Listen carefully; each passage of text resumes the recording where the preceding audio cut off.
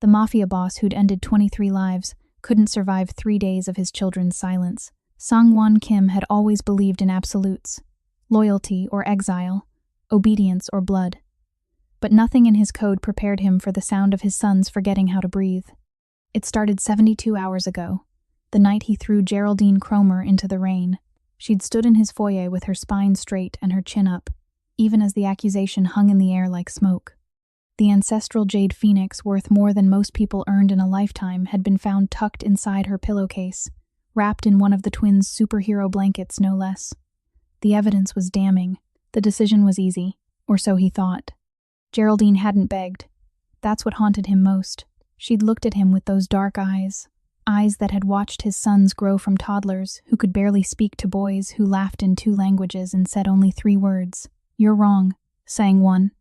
Then his sons appeared at the top of the staircase. Jiho and Minho didn't cry like normal children. They screamed like something was being ripped from inside their chests. They threw themselves down the steps with such abandon that Sang-won's guards moved instinctively to catch them. But the boys didn't want catching. They wanted her. They collided with Geraldine's legs, their small fists grabbing handfuls of her dress, their faces pressed against her hips. The sound they made wasn't crying. It was keening, the kind of sound that comes from the part of the soul that understands loss before the brain does. "Mama Ji, please," Jiho gasped in English, his breath coming in sharp, broken bursts. "Don't leave us. We need you." Minho couldn't speak at all. He just held on tighter, his whole body shaking. Geraldine's hands hovered over their heads for a moment. She wanted to comfort them one last time. Sang-won could see it in the way her fingers trembled, but she didn't touch them. Instead, she knelt down, eye level with the boys, and did something that made Sang-won's chest tighten. She smiled. It wasn't a happy smile. It was the smile of someone trying to be brave for the people she loved. Her hands cupped their wet cheeks, thumbs brushing away tears that wouldn't stop falling.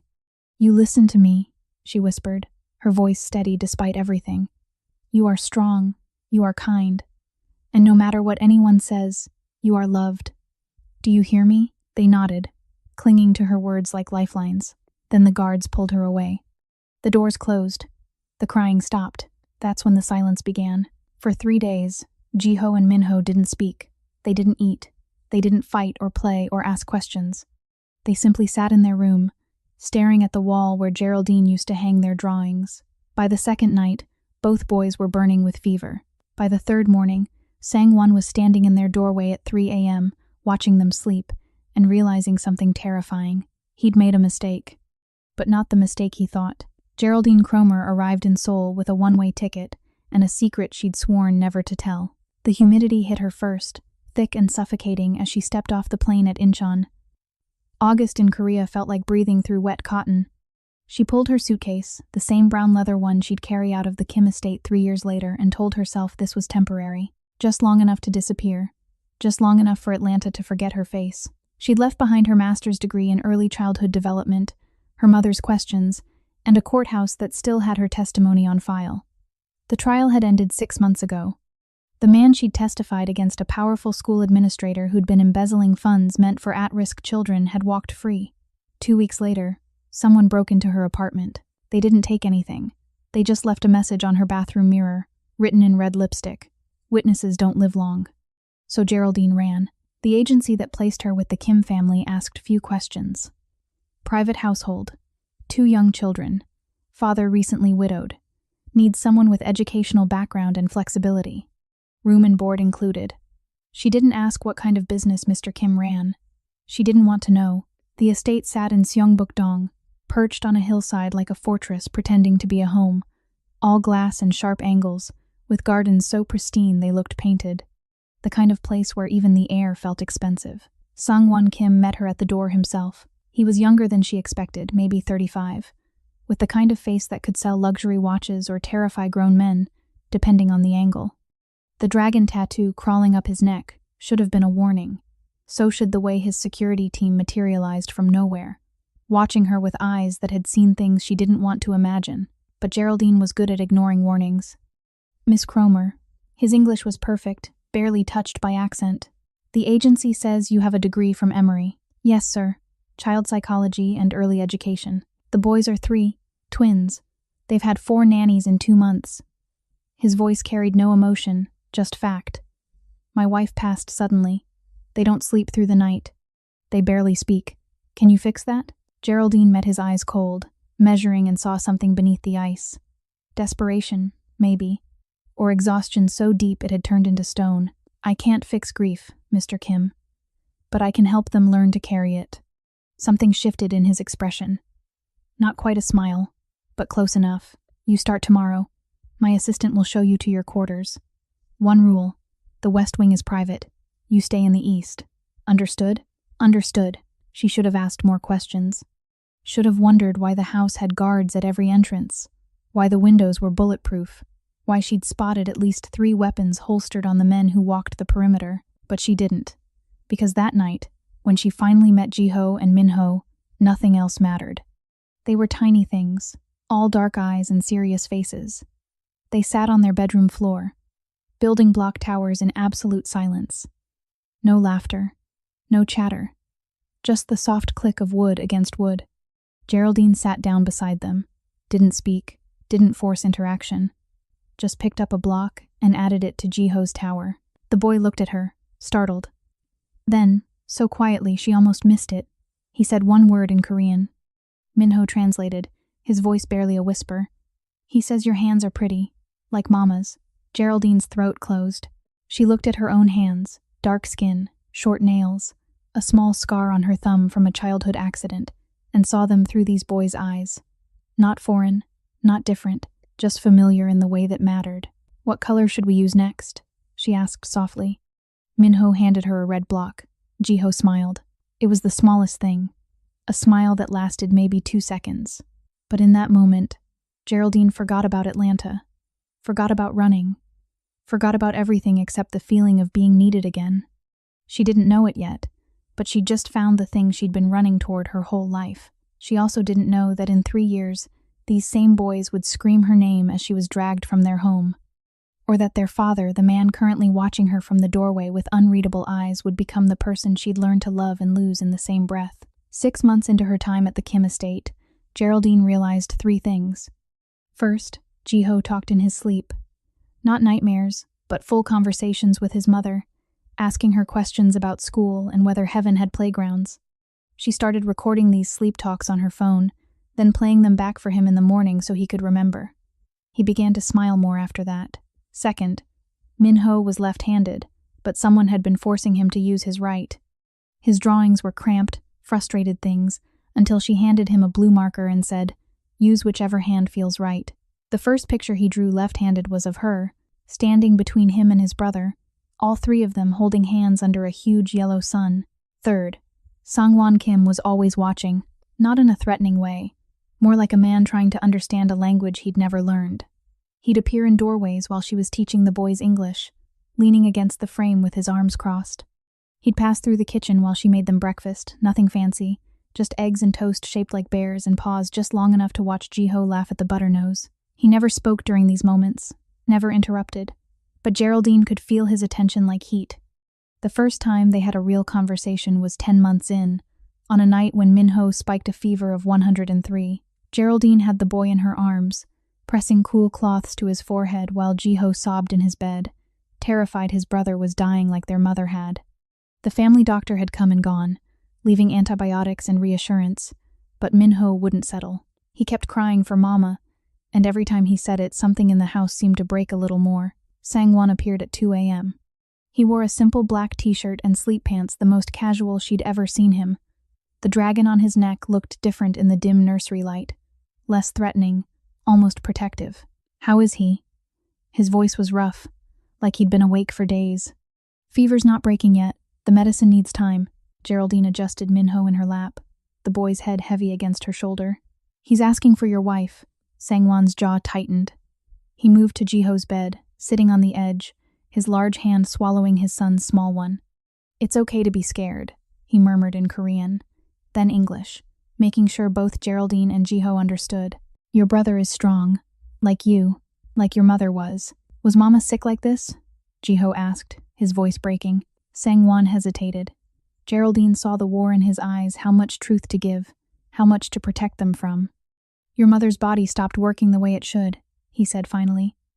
"But it wasn't the flu. It wasn't something you can catch. And it wasn't anyone's fault. Not even yours?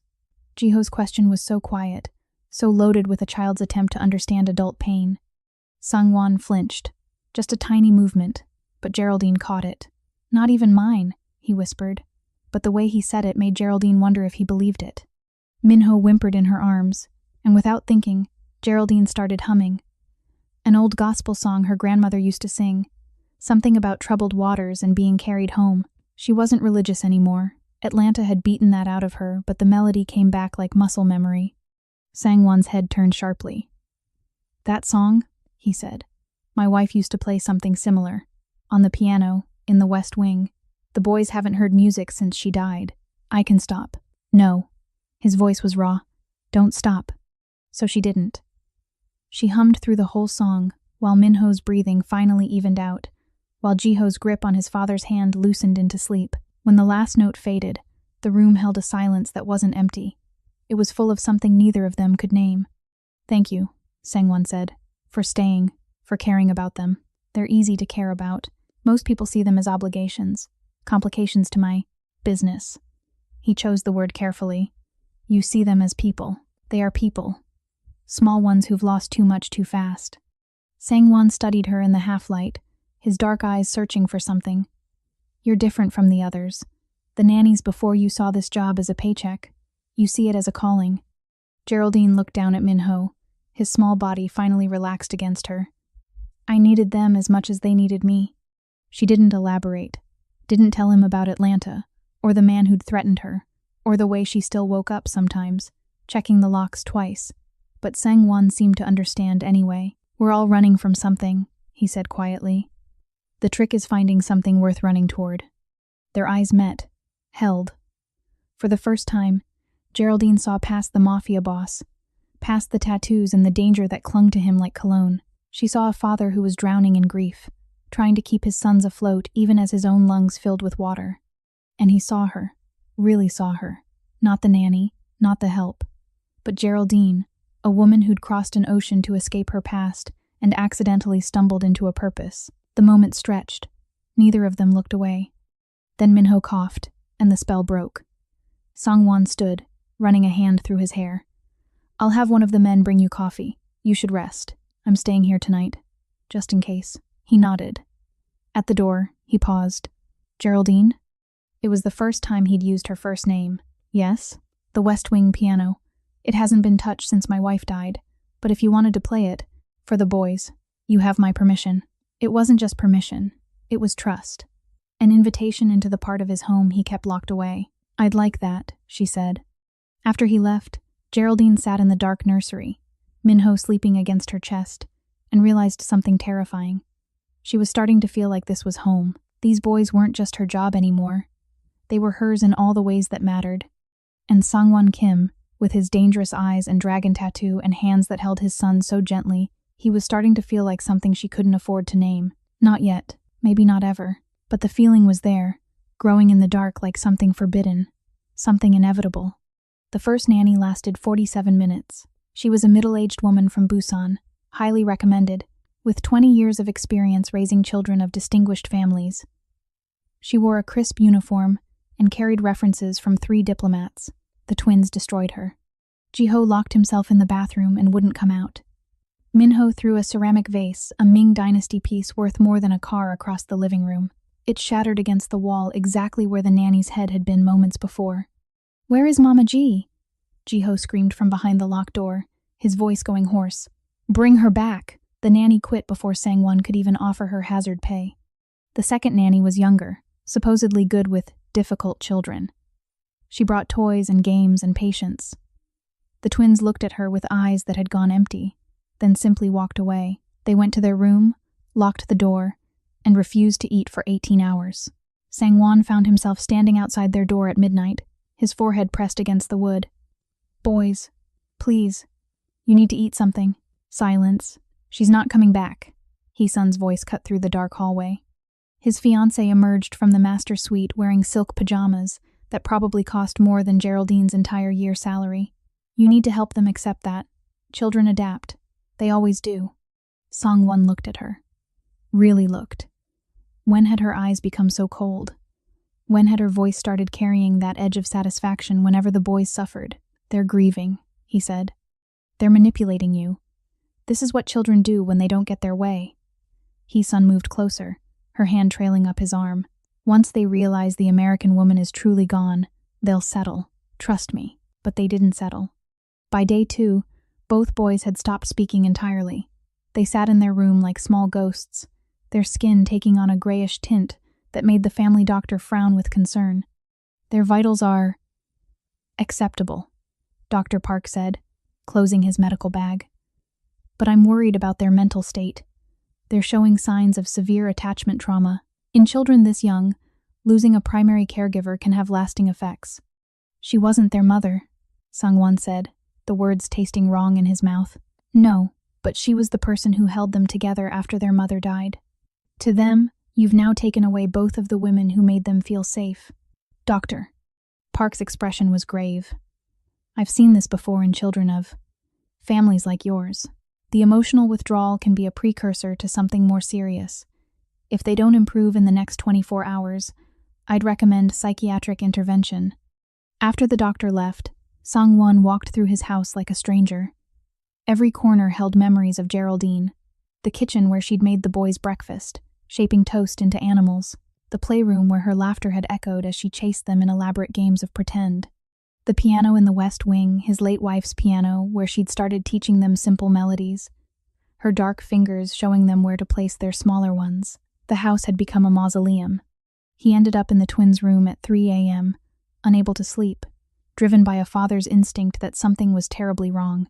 Jiho and Minho lay in their beds, their breathing shallow, their faces flushed with fever that had spiked again despite the medicine. Sang-won sat between their beds, helpless. He'd built an empire. He'd survived assassination attempts, hostile takeovers, betrayals that would have killed weaker men. He'd looked death in the face 23 times and never flinched. But watching his son slip away from him, degree by degree, breath by breath, this was the thing that finally broke him. "I'm sorry," he whispered in Korean, then English. "I'm sorry. I thought I was protecting you. I thought she'd betrayed us." Neither boy responded. They didn't even open their eyes. Sang-won reached out, touching Minho's forehead, burning. He moved to Jiho, the same. Both children were on fire from the inside out, their small bodies fighting a battle that had nothing to do with illness and everything to do with a broken heart. His hand brushed against something under Jiho's pillow. A small plastic object, cool to the touch. He pulled it out. A blue robot. One of those educational toys that teaches languages through repetition. Geraldine had bought it for them months ago, encouraging them to practice their English pronunciation by recording themselves and playing it back. Sang-won's thumb found the button marked play. Static. Then Geraldine's voice, warm and gentle. "Repeat after me. I am brave. I am kind. I am loved." The twins' voices followed, practicing, laughing, happy. Sang-won almost turned it off.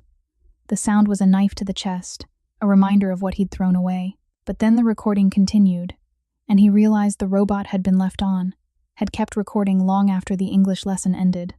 The sound of a door opening. Footsteps. Adult footsteps, but not Geraldine's. Hers had been soft, careful. These clicked, heels. "Stupid brats." He-sun's voice, crystal clear on the recording. "Clinging to that woman like she's their real mother. Pathetic." The sound of drawers opening, rustling fabric. Then He-sun again, her voice dripping with satisfaction. "This should do it." The jade wrapped in their precious blanket, hidden in her room. Sang-won will finally see what everyone else has known for months. The American is just after his money. Once she's gone, I'll ship these two off to boarding school in Switzerland, maybe London, somewhere far enough that they won't come crying home every holiday. More footsteps, the door closing, then silence, except for the distant sound of the twins playing in another room, unaware that their world was about to end. The recording stopped. Sang-won sat frozen, the robot clutched in his hand. The room spun, his chest constricted. He'd prided himself on reading people, on seeing through lies and manipulation. That skill had kept him alive in a world where trust was currency and betrayal was death. But he'd been blind.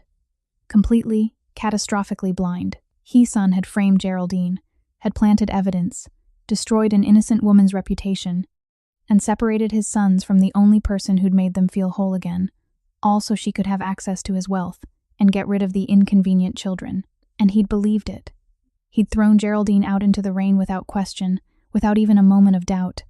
The monster in this story wasn't the woman with kind eyes who'd sung his sons to sleep. It was the one sleeping in his bed, wearing his late wife's jewelry, planning to erase his children from their own home. Sangwon looked at his sons, pale, silent, slipping away from him, and felt something he hadn't felt in years. Fear, not for himself, for them.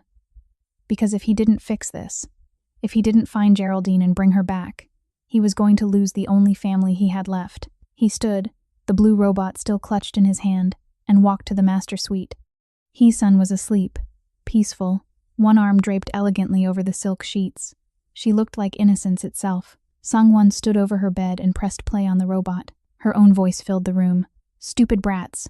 I'll ship these two off to boarding school." Hee-sun's eyes snapped open. For one moment, pure panic flashed across her perfect face. Then she tried to smile, to play it off. "Darling, you startled me. What are you?" "Get out."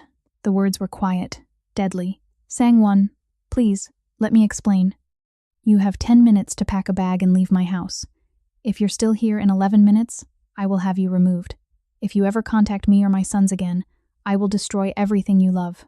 Your father's shipping company, your mother's reputation, your name, all of it. Gone." "You can't." Sangwon leaned down, his face inches from hers. The dragon on his neck seemed to come alive in the dim light, a warning written in ink and skin. "I am the Lion of Soul. You set fire to my den. You hurt my cubs. There is nothing I can't do to you." Hee-sun scrambled out of bed, grabbing clothes with shaking hands. She tried one more time. "Those children don't even belong to you. Not really. They're just—" "Get out." She ran. Sangwon watched through the window as his guards escorted her to the gate, watched as she stumbled in her expensive shoes, watched as the iron doors closed behind her. Then he turned back to the nursery, to his sons who were still burning up with grief, and made a decision. He would find Geraldine Cromer. He would get on his knees if he had to. He would beg, plead, offer her anything she wanted, because the truth had finally become clear. She wasn't the help. She wasn't the nanny. She was the foundation upon which his broken family stood, and he'd shattered her. Now he had to pray she'd let him put the pieces back together. The call came at 3:47 a.m. "We found her, sir. Port of Incheon. She's booked on a cargo freighter leaving at dawn. We have maybe 90 minutes. Sangwon didn't bother changing out of the t-shirt and sweatpants he'd thrown on, didn't grab a jacket, didn't tell his sons where he was going. They were finally asleep, the fever medication doing its work, their small bodies exhausted from days of fighting. He just ran. The convoy of SUVs tore through Seoul's empty streets, their headlights cutting through the pre-dawn darkness. His driver, a man who'd been with him for 15 years, who'd driven through gang wars and police raids without flinching, looked nervous. "Sir, we're approaching 150 kilometers per hour. If we're stopped, then we pay the fine. Drive faster." They drove faster. Sangwon's mind wouldn't stop replaying the recording.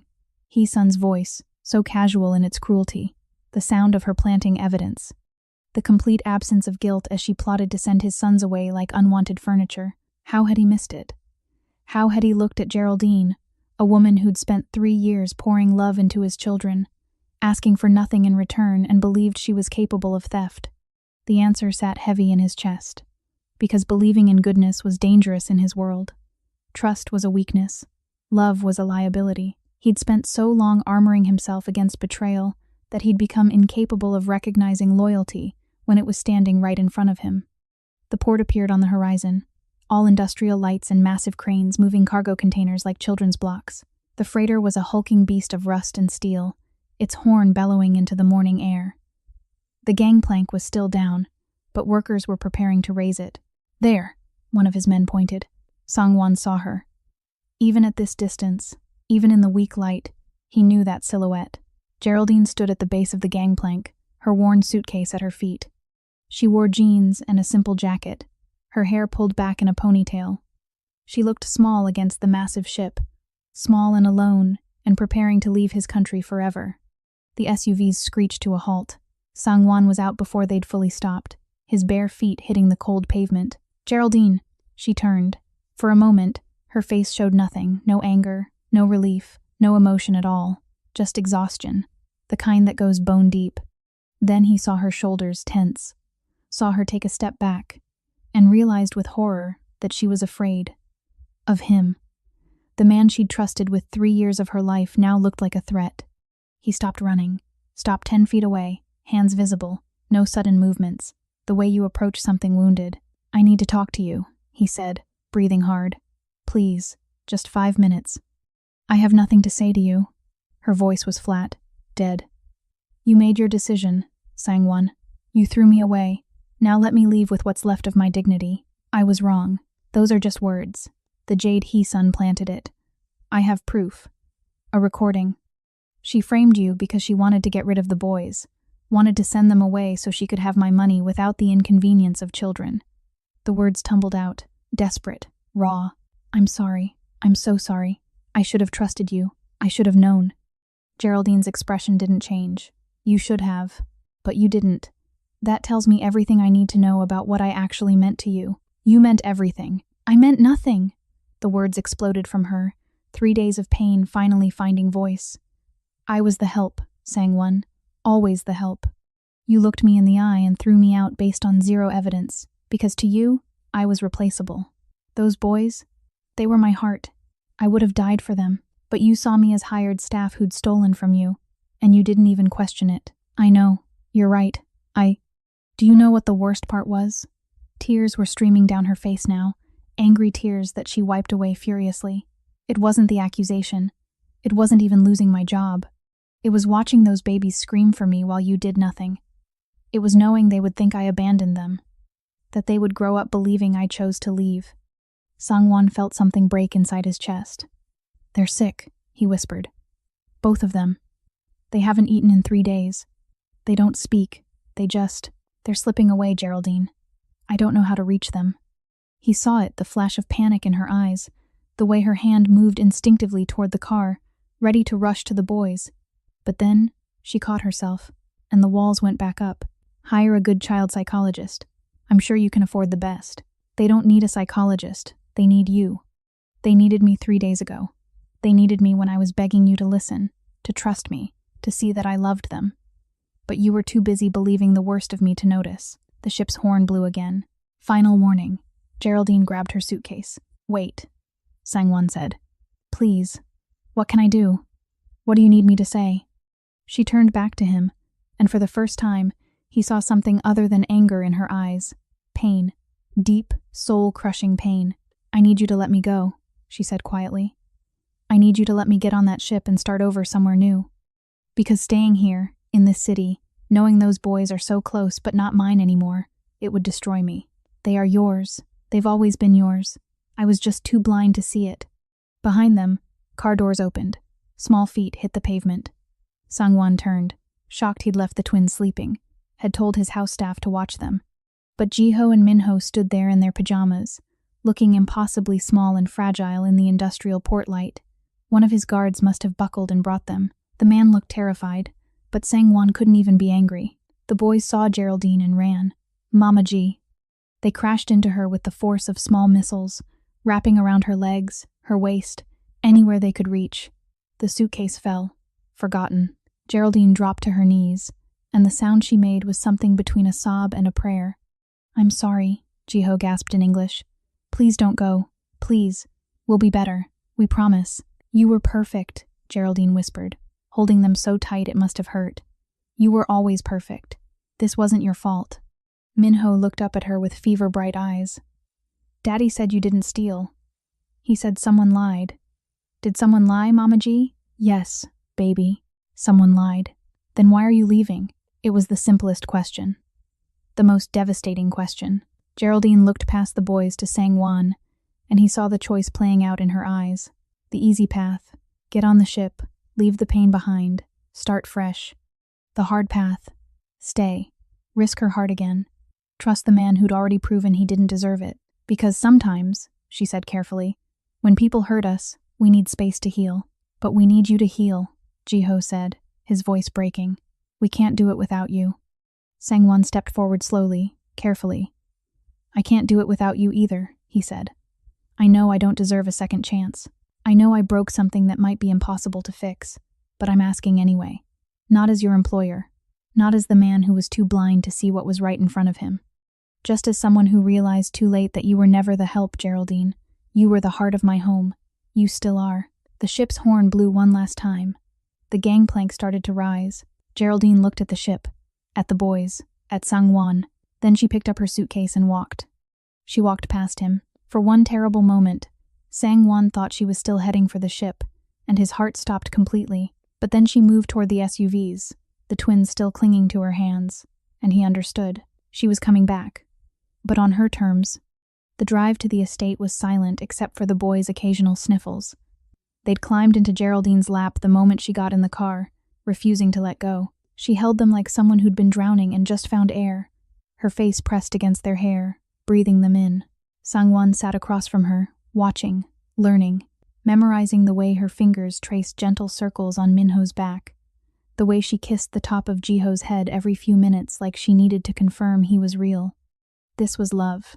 Pure, uncomplicated, given freely without expectation of return. He'd spent 40 years not recognizing it. When they arrived at the estate, dawn was breaking. The house staff had been roused, and Mrs. Park, the head of household who'd been quietly furious with Sang-won for 3 days, actually smiled when she saw Geraldine walk through the door. "Welcome home, Miss Geraldine," the older woman said warmly. "Thank you, Mrs. Park." Geraldine's voice was hoarse from crying. The boys led her upstairs, both talking over each other now, the silence of the past days completely forgotten. They wanted to show her the drawings they'd made, the pictures of her they'd hidden under their pillows. They needed her to check their homework, read them a story, make them toast with faces like she used to. Sang-won followed at a distance, giving her space. But when she reached the twins' room, she turned to face him. "We need to talk," she said. "After they're settled." He nodded. An hour later, after the boys had finally fallen asleep, real sleep this time, peaceful and deep, Geraldine found him in his study, the West Wing, the private section of the house she'd never been invited into until now. She didn't knock, just walked in and closed the door behind her. Sang-won stood from his desk. "Would you like tea? Coffee?" "I can." "Stop." She held up a hand. "Just stop. We're going to have this conversation, and you're going to listen. Really listen. Can you do that?" "Yes." She paced, her movements sharp with leftover adrenaline.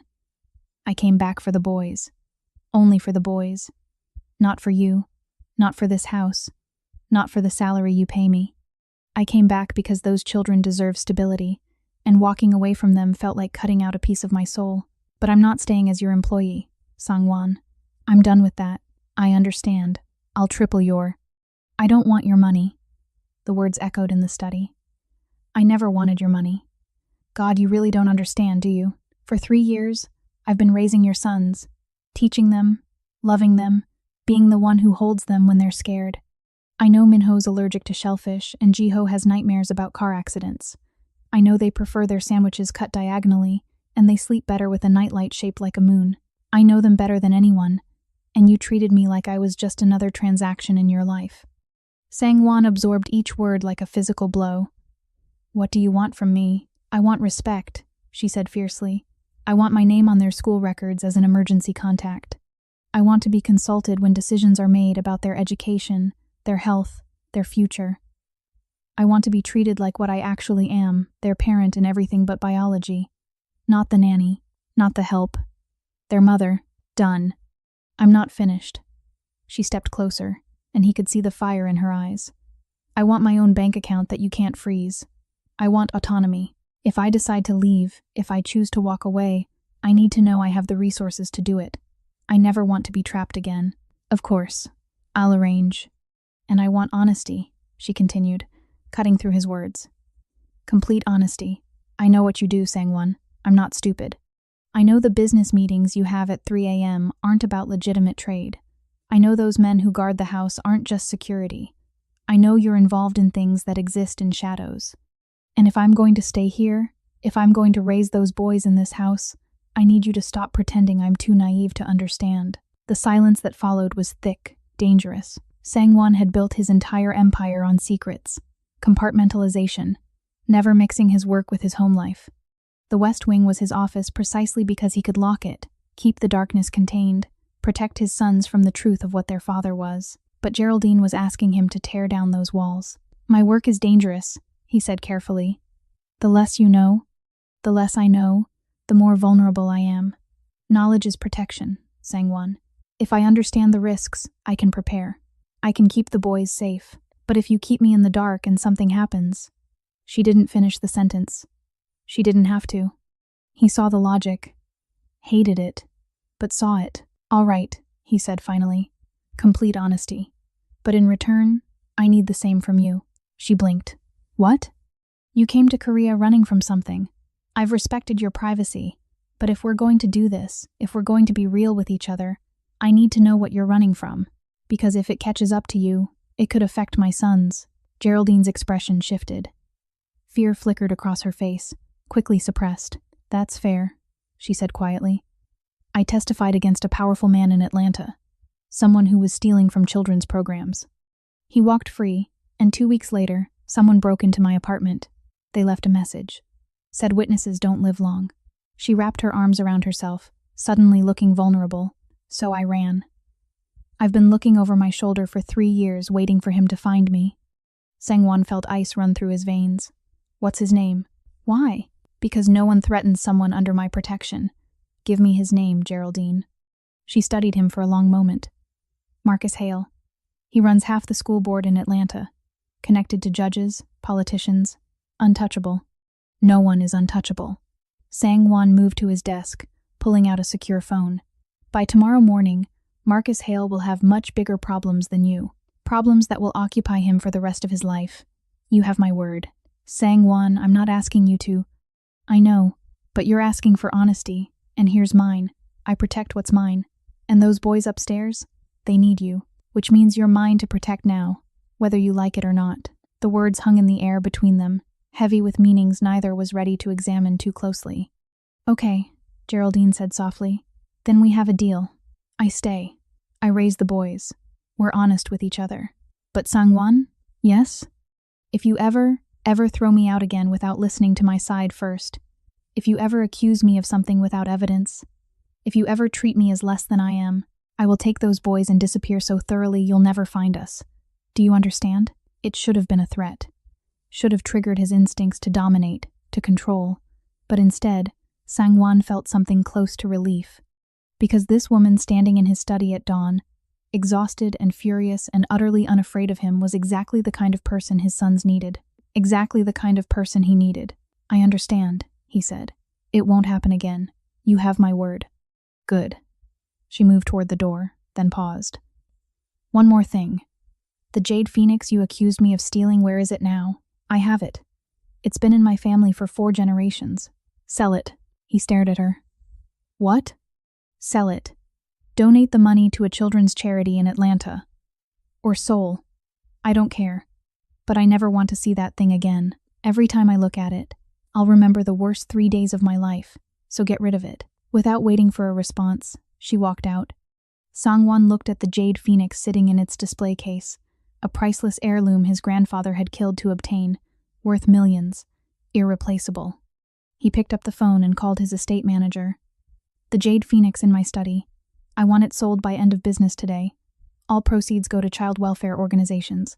Split between Seoul and Atlanta." "Sir, that piece is worth..." "I know what it's worth. Sell it anyway." After the call, Sang-won sat in his study as the sun rose over Seoul. Somewhere in the house, Geraldine was probably climbing into bed, exhausted. The boys were sleeping peacefully for the first time in days.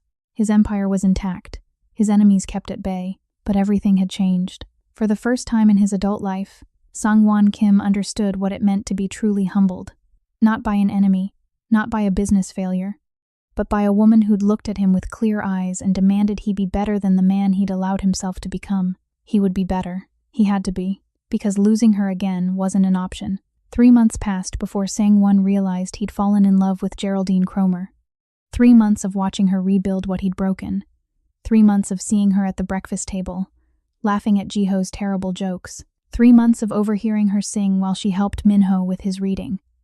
3 months of small moments that accumulated into something massive. The realization hit him on a Tuesday afternoon.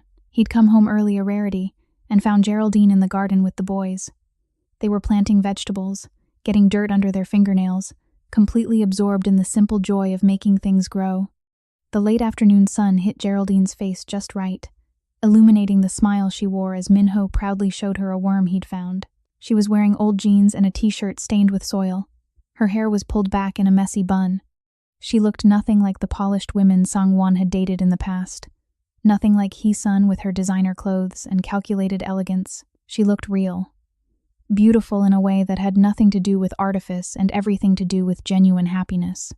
And Sang-won thought, I want to see this every day for the rest of my life. The thought terrified him. Love was a liability in his world. It gave enemies leverage. His late wife had proven that though her death hadn't been an enemy's work, the grief had nearly destroyed him. He'd sworn after she died that he'd never let anyone that close again. But here was Geraldine, close in ways he hadn't even realized. She knew his sons better than he did. She knew his schedule, his habits, the way he took his coffee at 5 a.m. She'd started joining him for those early morning cups, sitting in comfortable silence before the boys woke up. Those moments had become his favorite part of the day. "Daddy!" Jiho spotted him, waving dirt-covered hands. "Come look, we're growing tomatoes." Sang-won found himself walking toward them, shedding his jacket, rolling up his sleeves. Geraldine glanced up, surprised. "You're home early." Meeting ended sooner than expected. He knelt beside Minho. "What are we planting?" For the next hour, Sang-won did something he couldn't remember doing in years. He played. Actually played with his sons, got dirt under his expensive watch, laughed when Jiho accidentally flung soil at his face. And through it all, Geraldine watched with an expression he couldn't quite read. After the boys ran inside to wash up for dinner, she stayed in the garden. Sang-won stayed too. "You're good with them," she said softly. "I forget sometimes, when you're locked in your study dealing with whatever it is you deal with. But you're a good father, Sang-won. I'm trying to be better." "I can see that." She pulled off her gardening gloves. "The boys have noticed too. Jiho told me yesterday that you've been home for dinner every night this week. He said it's the best thing that's happened since I came back." The words created a warmth in Sang-won's chest that had nothing to do with the sun. "You coming back was the best thing that's happened to all of us." Geraldine met his eyes. "Are we going to talk about it?" "About what?" "About whatever this is." She gestured between them. "The early morning coffee. The way you've been looking at me. The fact that you rearranged your entire schedule to be home more. We said we'd be honest with each other," Sang-won.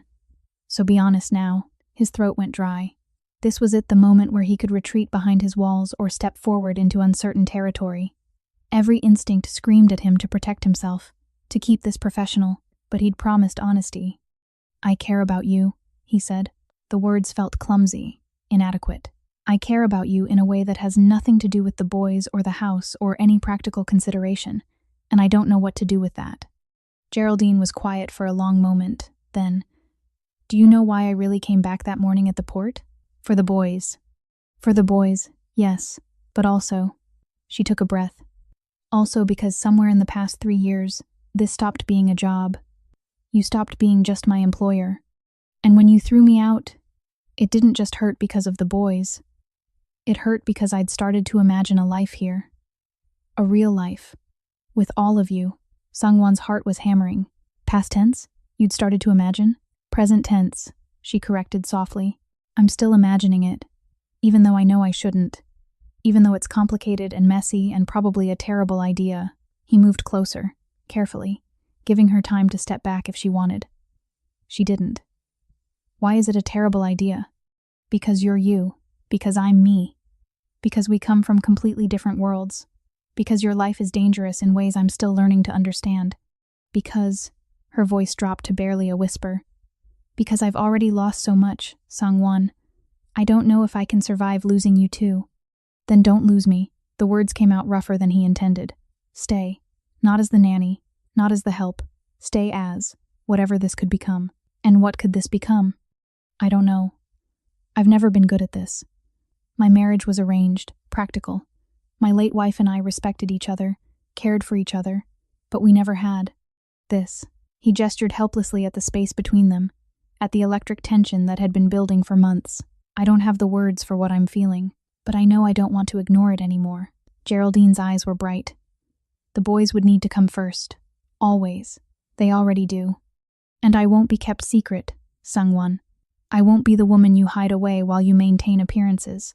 If we do this, whatever this is, people will know. Your business associates, your family, everyone. I won't be ashamed of caring about you. Good, because I'm not ashamed either. The sun was setting now, casting long shadows across the garden. Somewhere inside, the boys were laughing. The house felt alive again, full of warmth and light and possibility. Sangwon reached out slowly, giving Geraldine every chance to pull away. His fingers brushed her cheek, dirty from the garden but impossibly soft. She leaned into the touch, her eyes closing briefly. "This is a terrible idea," she murmured. "Probably. We're going to complicate everything." "Definitely. The boys will be thrilled. They've been asking me when I'm going to marry you since about 2 weeks after you came back." Geraldine's eyes flew open. "They what?" Sangwon smiled a real smile, not the calculated ones he used in business. "Minho wants to know if you'll still make him pancakes when you're his official mama. Jiho has informed me that I need to give you a ring bigger than a cookie. Sangwon, we haven't even—" "I know. I'm not proposing. Not yet. I'm just telling you that those boys see what I'm only now understanding. You belong here. You've always belonged here. I was just too stubborn to admit it." A tear slid down Geraldine's cheek. She brushed it away quickly. "I'm scared." "Me too. What if we mess this up?" "Then we'll figure it out, together." He paused. "I need you to understand something, Geraldine. My world is dark. There are parts of my life that will always exist in shadows. I've done things—" His voice caught. "I've done things that would horrify you. I'm not a good man. Maybe not by some definitions," she said slowly. "But you're trying to be better. You're showing your sons that making mistakes doesn't define you. How you respond to them does. You're human, Sangwon, flawed and complicated and sometimes infuriating. But you're also capable of change, of growth. That's what matters. You see the best in people. It's one of the things He stopped himself. "One of the things you what?" The words were there, pressing against his ribs, demanding release. But they were too big, too soon. Instead, he said, "One of the things I admire most about you." She smiled, seeing right through him. "Coward. Give me time. I'm not going anywhere."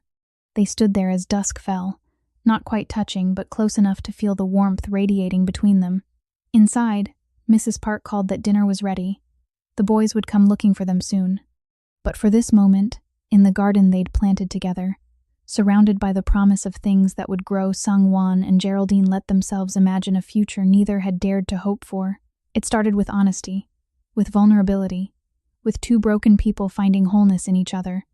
And though neither said it aloud, they both understood. This was the beginning of something that would change everything. The first threat came 6 months later, delivered in an envelope marked with a red seal. Sangwon found it on his desk one morning, no indication of how it had gotten past his security. Inside was a single photograph. Geraldine at the market with the boys, taken from a distance. On the back, written in neat Korean characters, "The lion's new weakness." His blood ran cold. He called an emergency meeting with his inner circle. Kim Tae-young, his second in command, studied the photograph with a grim expression. "The Park faction," Tae-young said. "They've been quiet since the territory dispute last year, but they're regrouping. This is a message. They know about her. Then we increase security, triple it. She doesn't leave the house without a full detail. Boss, with respect, caging her isn't the answer. She's not the kind of woman who'll accept being a prisoner." Sangwon knew this. God, he knew this. Geraldine had already expressed frustration with his overprotectiveness, the guards he'd assigned to follow the boys to school, the armored car he insisted they use, the restrictions on where she could go alone. But this was different. This was an active threat. He found her in the boys' room, helping Jiho with homework while Minho practiced piano. The domestic scene, so normal, so perfect, made his chest ache. This was what he'd built. This fragile, beautiful thing that enemies could shatter in seconds. "Boys, go wash up for dinner," Geraldine said, glancing up at Sangwon's expression. She'd learned to read him over the months, knew when something was wrong. After the children left, she closed the door. "What happened?" He showed her the photograph. Her face went pale, but her voice stayed steady. "So it's starting. This doesn't change anything. We'll handle it." "How? By locking me in the house? By making the boys afraid to leave their room?" She shook her head. I knew what I was signing up for, Sang-won. Knew that being with you meant danger. But we can't let them win by making us live in fear. They threatened you, Geraldine, you and the boys. And if you respond by turning this house into a fortress, you're giving them exactly what they want, proof that I'm your weakness. She moved closer, her hand finding his. I trust you to keep us safe. But you have to trust me too. Trust that I can handle this. I can't lose you. The words came out raw, unfiltered. I can't, Geraldine. If something happened to you because of me, then we fight smarter, not harder. Her eyes were fierce. You've been in this world your whole life. You know how to navigate it. Teach me. Make me less of a target by making me more aware. Over the next weeks, Sang-won did exactly that. He taught Geraldine the reality of his world, not to frighten her, but to prepare her. She learned which of his associates could be trusted, and which required careful handling. She learned to recognize the signs of surveillance, to vary her routes, to always have an exit strategy. The boys noticed the changes. Of course they did. Why do we have more guards? Jiho asked one evening at dinner. Sang-won exchanged a look with Geraldine. They'd agreed on honesty. But how much truth did you give 7-year-olds?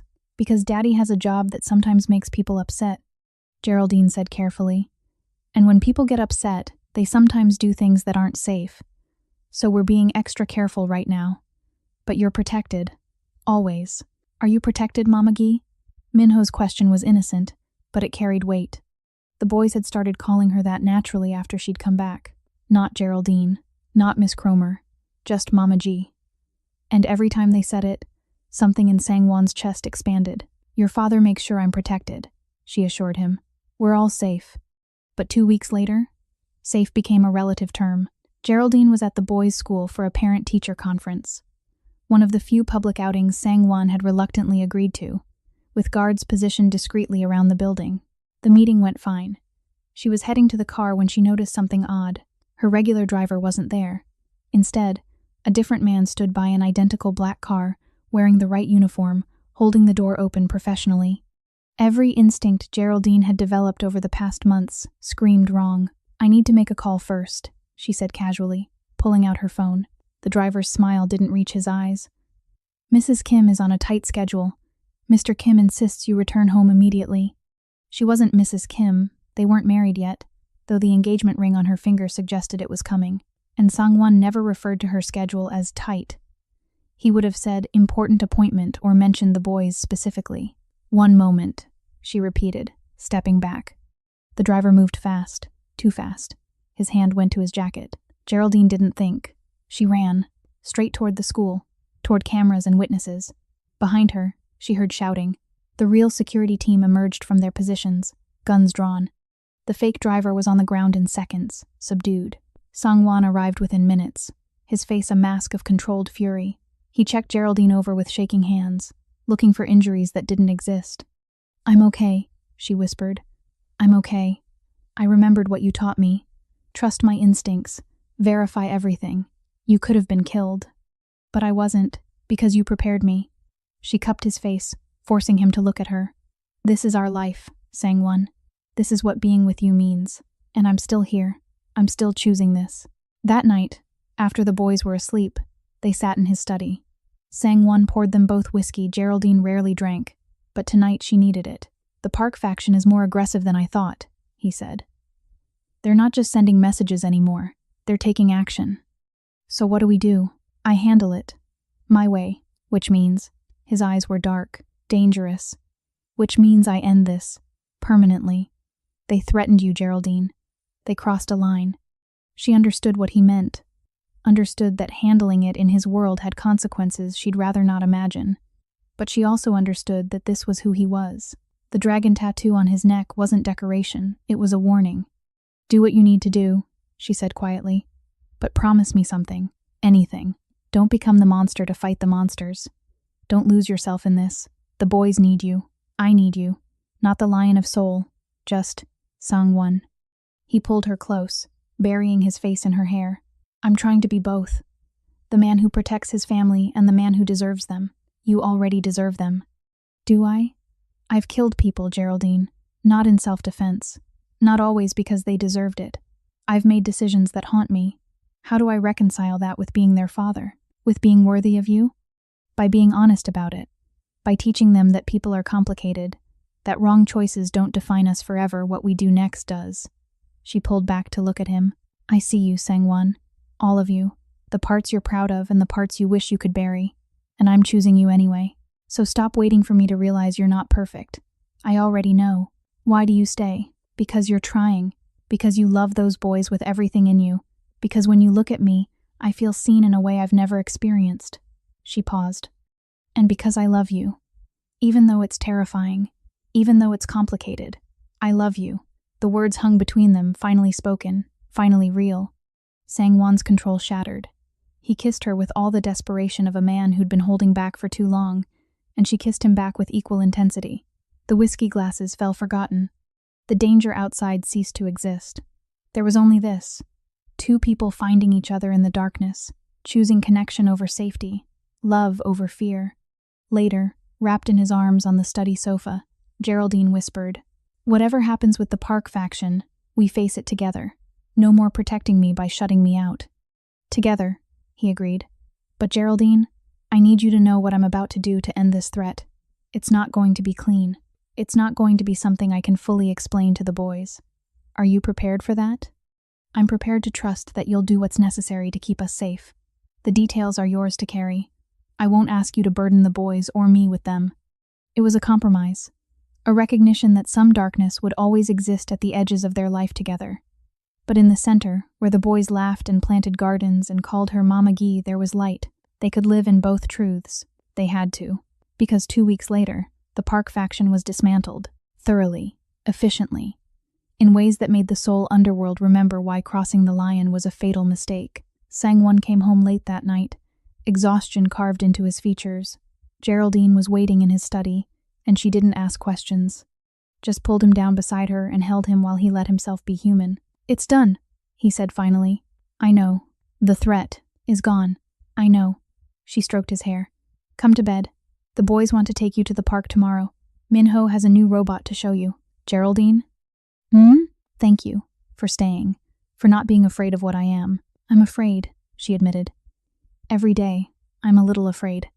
But I'm more afraid of a life without you. So I stay." They stayed, both of them, choosing each other again and again, through danger and peace, through darkness and light, and slowly, the house stopped being a fortress. It became something better. It became home. The proposal came on a random Thursday. No grand gesture, no elaborate planning. Just Sang-won, Geraldine, and the twins in the garden where they'd planted tomatoes a year ago. Those plants were thriving now, heavy with red fruit. "Mama Gee," Jiho said, pulling something from his pocket. "Daddy said we should give you this." It was a ring box. Not velvet, something handmade, clearly crafted by small hands with more enthusiasm than skill. Inside sat a ring that absolutely was not handmade. A deep blue sapphire surrounded by smaller diamonds, understated but breathtaking. Geraldine's breath caught. Minho bounced excitedly. "Daddy said blue like your favorite color, and he said we could be there when he asked." Sang-won knelt in the dirt, not caring about his expensive pants. The boys were very insistent they be part of this. "I hope that's okay. You're asking me to marry you in the garden?" Her voice was shaking. "I'm asking you to marry us.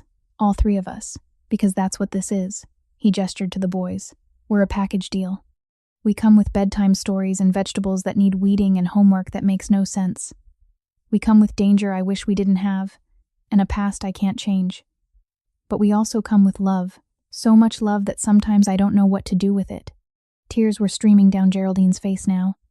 "You're supposed to ask a question. Will you marry me?" Sang-won asked. "Will you be their mother legally, officially, in every way that matters? Will you stay, knowing what our life is, knowing what it might become?" "Yes." The word was immediate, certain. Yes to all of it. The boys whooped, launching themselves at her. Sang-won slipped the ring on her finger, and for a moment, everything was perfect, complete. But perfection in their world never lasted. 3 months before the wedding, Sang-won was contacted by a rival organization. The Yakuza wanted to form an alliance, a merger that would make his operation the most powerful in East Asia. The catch: they required he live in Tokyo for 5 years to oversee the integration. 5 years. The boys would go from 8 to 13. They'd miss their entire elementary school experience in Seoul.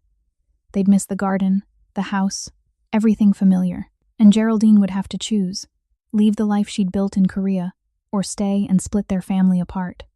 Sang-won brought the proposal to her late one night. "It's a massive opportunity," he admitted. "It would secure our future, the boys' future. But it means uprooting everything." Geraldine sat across from him in the study, the sapphire ring catching the light.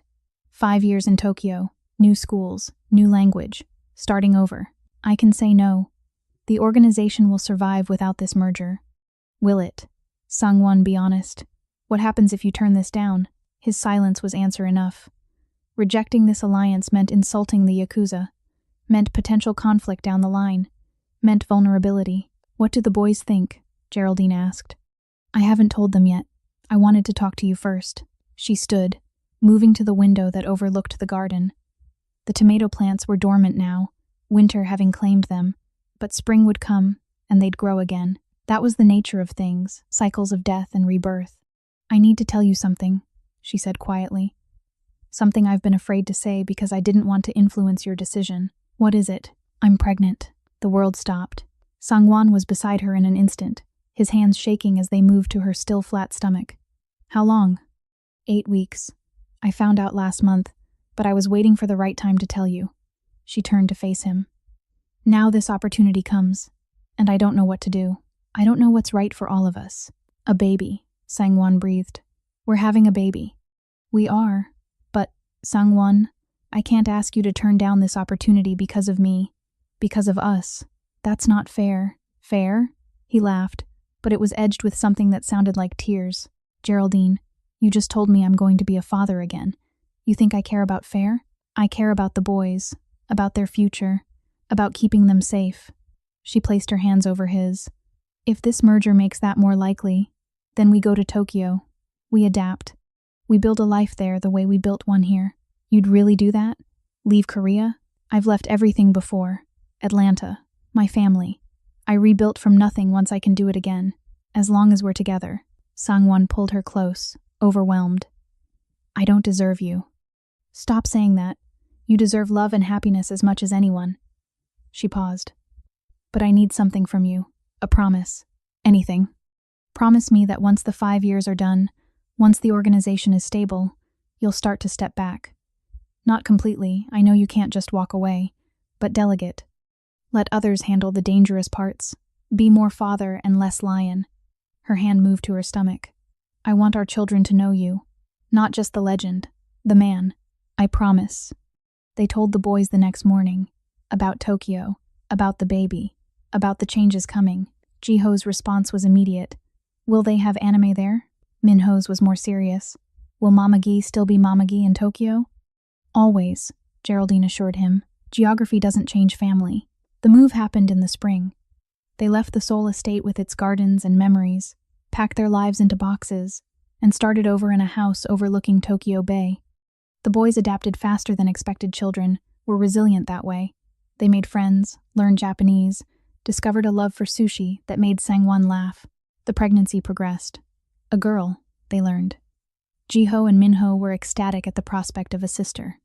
5 months into the Tokyo transition, Geraldine woke to find Sang-won missing from their bed. She found him on the balcony, staring at the city lights, his face troubled. "What's wrong?" "I'm terrified," he admitted, "of being a father again. The boys I had you to help me when they were young, but a baby from the start? What if I mess this up?" Geraldine moved beside him, her swollen belly pressing against his side. "You won't mess it up, and even if you make mistakes, we'll figure it out together. That's what we do. I've been thinking about your promise, about stepping back from the organization." He turned to face her. "I want to do more than step back, Geraldine. I want to leave, completely." Sang-won. "Not immediately. I need to finish the integration, establish stability, maybe another 3 years. But after that?" He placed his hand on her stomach. "I want to be present, really present. I want to take the boys to school, teach our daughter to ride a bike, grow old with you without constantly looking over my shoulder for the next threat." "What would you do instead?"